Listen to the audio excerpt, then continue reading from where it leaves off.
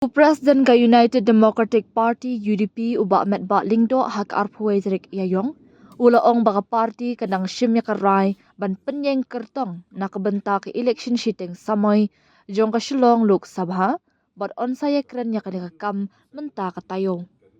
Ngimpat shimrai ya mentahi ka party kan dangshong jingalang hakan katayo banyak kren halur ka jinga jong ka kam kabaya day ber ka jingjit ya ukurtong ong uba met ba habak kren syakilat thai kubor habak keli la ka UDP kala rai ne yano ban ai tiken ula ong bak election commission kampat penbena satya ya katarik ban penlong ya ka election haduk menta ngimpat yok pediang ya ka no kon ko jingtep ha ka baya day ber ka jing penbena ya katarik ban penlong ya ka election ula ong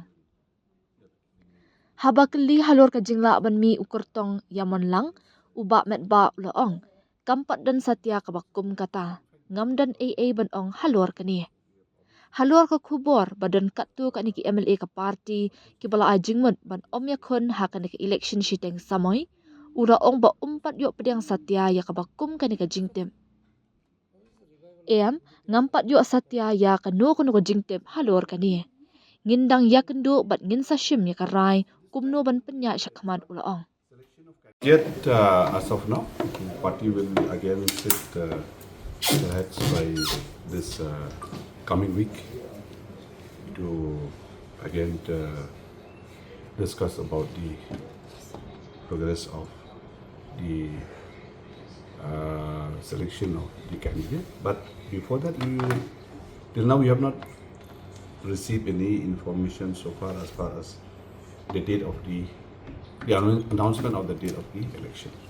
Nothing as such, nothing to say as far as there is anything of that such. No one. And we will decide then how do we move forward.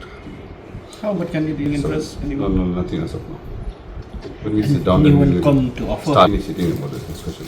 Because now also they have not announced the date. So yeah, we have already, in fact, decided on the candidature. So we have already selected. So, but unfortunately, the things came up like that, and the thing has to be deferred and postponed till the next day. I think this time when we started selection of candidates, the response was not bad. It is good, I should say. So the candidates also this time seems to be very, very, promising candidates. So we will definitely make an attempt to see that our candidates, sail through in this upcoming council election.